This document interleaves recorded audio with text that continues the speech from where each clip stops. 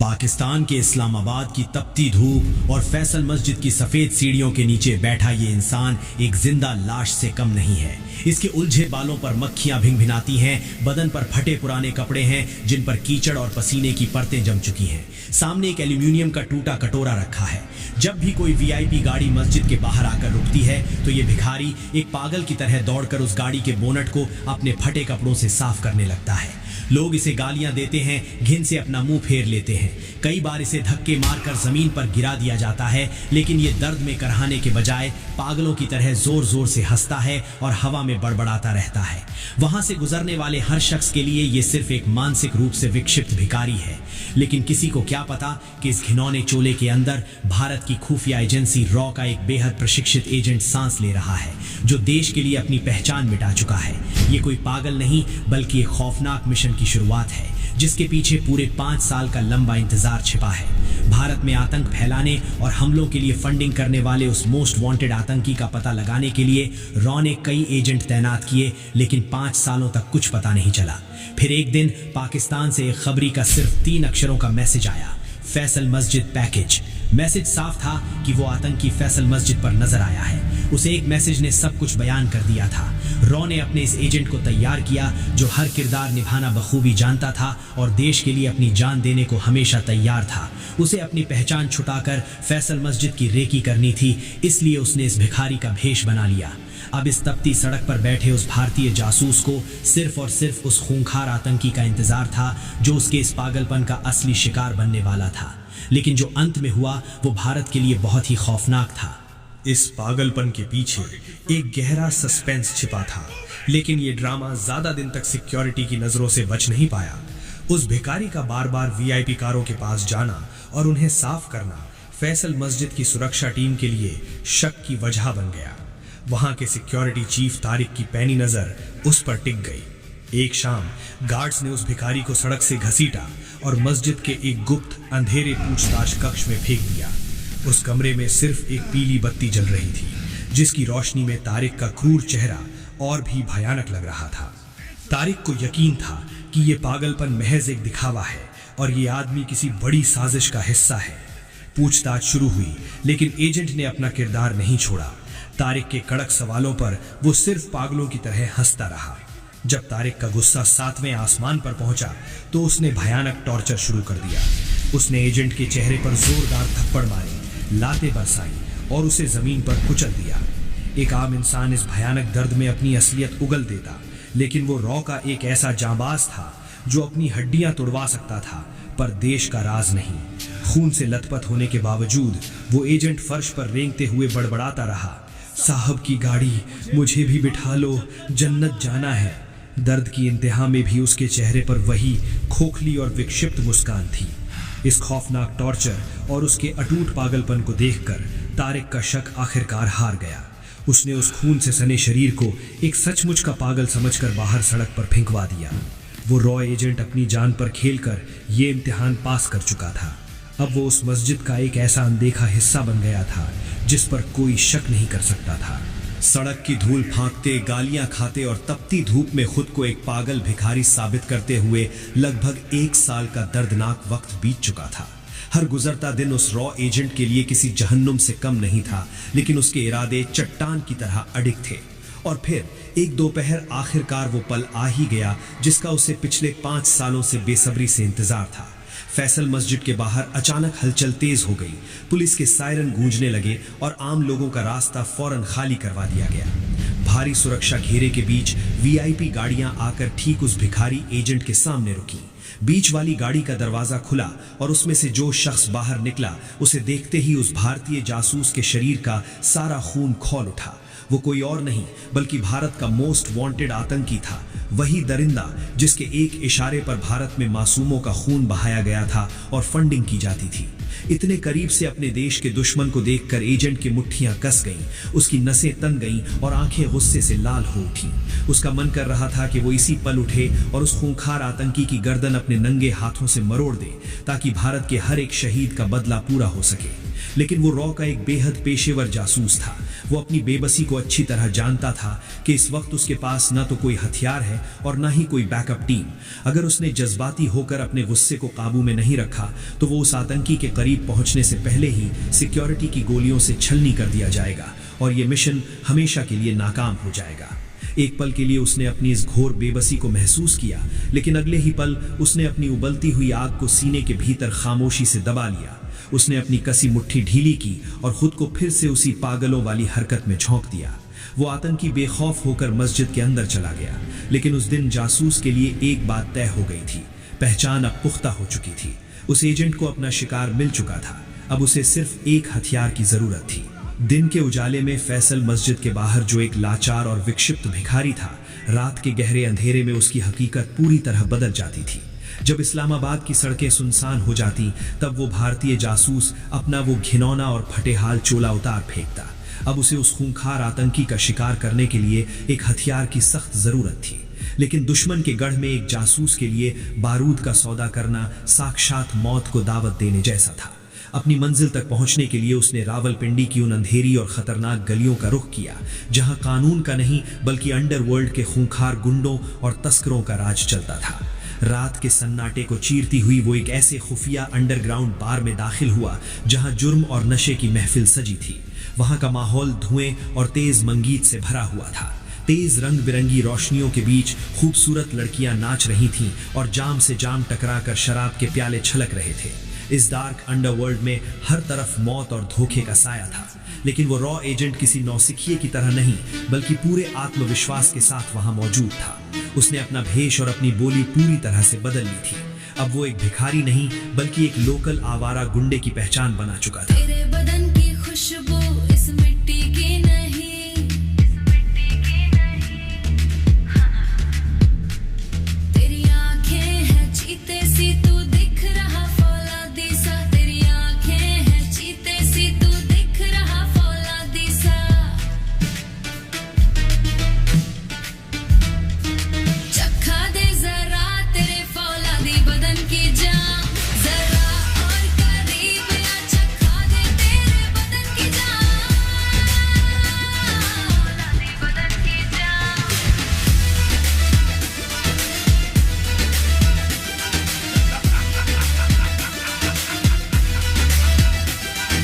उसने उन खतरनाक तस्करों और लोकल गुंडों के साथ छुप छुप कर शराब पी, उनके साथ जुए के अड्डों पर वक्त बिताया और धीरे धीरे उनका भरोसा जीत लिया।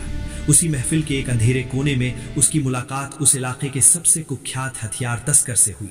एजेंट ने बहुत ही चालाकी से बात शुरू की और तस्कर को बताया कि उसे अपनी एक पुरानी और गहरी दुश्मनी निपटानी है। उसे एक ऐसा खिलौना चाहिए जो चीखे नहीं बल्कि खामोशी से अपना काम कर दे। तस्कर पहले तो थोड़ा हिचकिचाया, क्योंकि साइलेंसर वाले हथियार का मतलब था बड़ा खतरा। लेकिन जैसे ही उस भारतीय जासूस ने अपनी जेब से रॉ द्वारा मुहैया कराए गए पैसों की एक मोटी गड्डी निकालकर उस टेबल पर फेंकी, तस्कर की आंखें लालच से चमक उठी। कुछ ही पलों में सौदा तय हो गया। तस्कर ने उसे एक बेहद खतरनाक और अचूक रशियन पिस्तौल थमा दी, जिसके साथ एक बेहतरीन साइलेंसर और 9 mm की गोलियां मौजूद थीं। उस ठंडे लोहे को अपने हाथों में महसूस करते ही जासूस के रोंगटे खड़े हो गए। इतने सालों की जलालत और उस दर्दनाक इंतजार का सिला अब उसके हाथों में था। इस अंधेरी दुनिया के बीचों बीच खड़े होकर उस भारतीय शूरवीर ने मौत का वो सौदा मुकम्मल कर लिया था। अब उसके पास वो खामोश बारूद आ चुका था जो जल्द ही उस खूंखार आतंकी को हमेशा के लिए खाक में मिलाने वाला था। हथियार हाथ में आ जाने के बाद भी एक जासूस का इम्तिहान खत्म नहीं होता, बल्कि उसका असली सब्र यहीं से शुरू होता है। उस अंधेरी रात में रावलपिंडी के अंडरवर्ल्ड से साइलेंसर वाली रशियन पिस्तौल खरीदने के बाद वो भारतीय जासूस वापस फैसल मस्जिद की चौखट पर आ गया था। उस दिन से लेकर पूरे 11 महीने तक उसने उस ठंडी पिस्तौल को अपनी उसी फटी हुई जैकेट के अंदर सीने से बांध कर रखा। वो बंदूक अब महज एक हथियार नहीं बल्कि उसके जिस्म का अटूट हिस्सा बन चुकी थी। उसके दिल की हर धड़कन उस बंदूक की नली से गुजरती थी। दिन हफ्तों में, हफ्ते महीनों में बदले। मौसम अपनी चरम सीमा पर पहुंचे, लेकिन वो रॉ एजेंट एक पत्थर की तरह वहीं डटा रहा। कड़कड़ाती ठंड में जब उसका शरीर सुकड़कर सुन्न हो जाता, तब वो अपनी जैकेट में छिपी बंदूक से देशभक्ति की आग को जिंदा रखता। भीषण गर्मियों की तपती दोपहर में जब लू से उसका बदन झुलसता, और मूसलाधार बारिश में जब वो कीचड़ में लथपथ होता, तब भी वो सबसे पहले सीने में छिपे बारूद को भीगने से बचाता था। मौसम की बेरहम मार से उसका शरीर टूट जाता, भूख से पेट में भयानक ऐंठन होती, लेकिन भारत माँ के प्रति वफादारी की लौ उसे झुकने नहीं देती थी। इस अकल्पनीय दर्द और लंबे इंतजार में एक आम इंसान अपना दिमागी संतुलन खो बैठता, लेकिन वो भारत का एक फौलादी सैनिक था। गार्ड्स उसे ठोकरे मारते और लोग उसे दुत्कारते, लेकिन उसने अपना सब्र कभी नहीं खोया। वो उस सड़क का ऐसा बेजान हिस्सा बन चुका था जिस पर कोई शक करने की भूल भी नहीं कर सकता था। उसे यकीन था कि जब वो पलाएगा तो उसकी ये खामोशी दुश्मन के लिए मौत का ऐसा खौफनाक तूफान लाएगी जिसे वो कभी नहीं भुला पाएगा। और फिर आखिरकार वो दिन आ ही गया जिसका इंतजार उस भारतीय जासूस ने अपनी जिंदगी के 5 सबसे खौफनाक साल देकर किया था। पूरे 11 महीने तक अपने सीने से मौत का वो ठंडा लोहा बांधे रखने के बाद उस रॉ एजेंट के सब्र का बांध अब अपने अंजाम तक पहुंचने वाला था। दोपहर का वक्त था। अचानक फैसल मस्जिद के बाहर का माहौल पूरी तरह से बदल गया। पुलिस के सायरन हवा को चीरते हुए गूंजने लगे। सिक्योरिटी गार्ड्स ने फौरन अपनी अपनी पोजीशन ले ली। भिखारी के भेष में जमीन पर लेटे उस एजेंट की आधी बंद आंखों ने दूर से आते उसी चिर परिचित काफिले को देख लिया। 3 काले रंग की गाड़ियां तेजी से मस्जिद की तरफ बढ़ रही थीं। जैसे ही वो गाड़ियां आकर रुकीं, एजेंट के दिल की धड़कनें एकदम शांत हो गईं। बीच वाली गाड़ी का दरवाजा खुला और वही खूंखार आतंकी पूरे हुरूर के साथ बाहर निकला और सीधा मस्जिद के अंदर चला गया। जासूस जानता था कि ये उस दरिंदे की आखिरी नमाज होने वाली है। ठीक 45 मिनट बाद वो शैतान बाहर आया। गार्ड्स ने उसकी कार का दरवाजा खोलने के लिए कदम बढ़ाए। यही वो इकलौता पल था जिसके लिए वो जासूस उस नर्क में एक कीड़े की तरह जी रहा था। वो अचानक अपनी जगह से उठा। उसने अपनी फटी हुई पोटली से एक मैला कपड़ा निकाला और चीखते हुए पागलों की तरह भागकर उस आतंकी की कार के बोनट पर गिर पड़ा। साहब की गाड़ी चमकेगी चमकेगी, वो जोर जोर से बड़बड़ाते हुए बोनट को रगड़ने लगा। सिक्योरिटी गार्ड्स उसे गालियां देते हुए आगे बढ़े। उस आतंकी के चेहरे पर घिन और गुस्सा साफ नजर आ रहा था। उसने चिढ़ते हुए उस पागल को धक्का देने के लिए अपना कदम आगे बढ़ाया। बस यही वो निर्णायक सेकंड था। जो इंसान पिछले 5 सालों से एक लाचार रेंगता हुआ भिखारी था, उसका शरीर एक झटके में बदल गया। उसकी आंखें जो अब तक पागलों की तरह घूम रही थीं, अचानक चीते की तरह स्थिर और खौफनाक हो गईं। 1 सेकंड के 100वें हिस्से में उसका बायां हाथ बिजली की रफ्तार से आगे बढ़ा और उस आतंकी की कॉलर को लोहे की तरह जकड़ लिया। उसी पल उसका दायां हाथ उसकी फटी जैकेट के अंदर गया और उस रशियन पिस्तौल को बाहर निकाल लिया जिसे उसने अपने पसीने और खून से सींचा था। इससे पहले कि उस आतंकी की आंखों में खौफ पनप पाता या कोई गार्ड अपनी बंदूक निकाल पाता, थुप थुप थुप, साइलेंसर लगी पिस्तौल से मौत का पैगाम लाती 3 आवाजें गूंजी। वो तीनों गोलियां उस खूंखार आतंकी के माथे के ठीक बीचों बीच उतर गईं। उस दरिंदे की आंखें फटी रह गईं। उसके माथे से खून का फव्वारा फूटा और वो भारत का दुश्मन एक भारी पेड़ की तरह उसी सफेद मार्बल पर धड़ाम से गिर पड़ा। जैसे ही उस आतंकी का खून सफेद संगे मरमर पर फैला, वहां भयानक चीख पुकार मच गई। हमला हमला! सिक्योरिटी गार्ड्स पागलों की तरह अपनी बंदूकें निकालकर इधर उधर दौड़ने लगे। इसी अफरा तफरी के बीच वो भारतीय जासूस जो कुछ सेकंड पहले तक जमीन पर रेंगता हुआ भिखारी था, अब एक चीते में बदल चुका था। उसने पलक झपकते ही अपनी पिस्तौल जैकेट में छिपाई और भीड़ को चीरता हुआ तेजी से भाग निकला। तभी सिक्योरिटी चीफ की तेज नजर उस भागते भिखारी पर पड़ी। वो हैरान रह गया जब उसने देखा कि वो पागल अब एक प्रोफेशनल कमांडो की रफ्तार से दौड़ रहा है। वो पागल नहीं, कातिल है, उसे मारो! वो पूरी ताकत से चीखा। अचानक गोलियों की बौछार शुरू हो गई। हवा को चीरती हुई गोलियां एजेंट के कान के पास से गुजर रही थीं। उसने बिना मुड़कर देखे एक फल के ठेले को जोरदार लात मारकर पलट दिया, जिससे पीछे आ रहे गार्ड्स का रास्ता रुक गया। वो फुर्ती से छलांग लगाकर रावलपिंडी की उन संकरी और घुमावदार गलियों में घुस गया। लेकिन खतरा अभी टला नहीं था। पीछे से सिक्योरिटी की गाड़ियां सायरन बजाती हुई उन गलियों के मुहाने तक आ पहुंची। गार्ड्स के भारी बूटों की आवाजें करीब आ रही थीं। तभी एजेंट की नजर गली के नुक्कड़ पर खड़ी एक चालू बाइक पर पड़ी। एजेंट ने 1 सेकंड भी बर्बाद नहीं किया, फुर्ती से उस आदमी को धक्का दिया और बाइक छीनकर पूरी ताकत से एक्सेलरेटर घुमा दिया।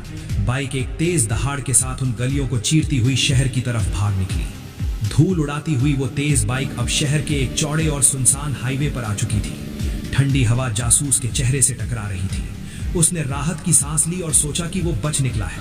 तभी उसने बाइक पर पीछे मुड़कर देखा। लेकिन पीछे देखते ही उसके होश उड़ गए। दूर से पुलिस की दर्जनों गाड़ियां लाल नीली बत्तियां चमकाती हुई सायरन की गूंज के साथ पूरी रफ्तार से उसी का पीछा कर रही थी। एजेंट ने अपने दांत भींचे और बाइक की रफ्तार अपनी आखिरी हद तक बढ़ा दी, लेकिन तभी सामने से भी एक खौफनाक मंजर उभरने लगा। हाईवे के दूसरे छोर से भी पुलिस की भारी गाड़ियां सायरन बजाती हुई सीधा उसी की तरफ बढ़ती आ रही थीं। अब वो भारतीय जासूस आगे और पीछे दोनों तरफ से पुलिस की घेराबंदी में पूरी तरह फंस चुका था। मौत सामने खड़ी थी और भागने का कोई रास्ता नहीं था।